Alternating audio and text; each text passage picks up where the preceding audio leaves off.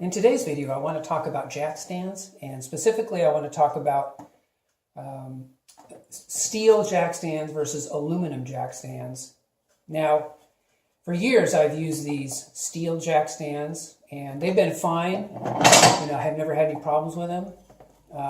But I decided to go ahead and go to Harbor Freight and take a look, maybe purchase these aluminum ones. And I went over there and they had a pair, so I bought them. And I got to tell you guys, these things are pretty amazing. And what I mean by that is when it comes to jack stands, the number one thing you're doing is you're moving them all over your garage. You're moving them here, you're positioning them there. And these weigh in at about 4.5 pounds. And these are easily, the metal ones are easily twice as heavy. And it's just, it's amazing how much easier it is just to move these around.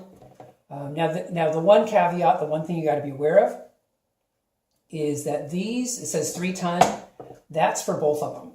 So this says 3 ton and it's for this each one, whereas the 3 ton here means for the pair. So it's really a 1.5 ton jack stand. But if you're just jacking up, a part of your car, it's probably going to be plenty.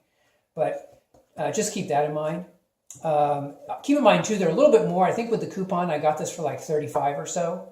So just realize that they're roughly twice as expensive as the metal jack stand. So if you're on a tight budget, go ahead and use the metal ones. You're not going to have any problems with the metal ones.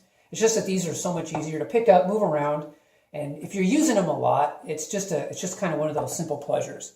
Now the maximum height on this, just so you know, is 16 3/8 inches, while the minimum height is 11 3/16. So keep that in mind as well.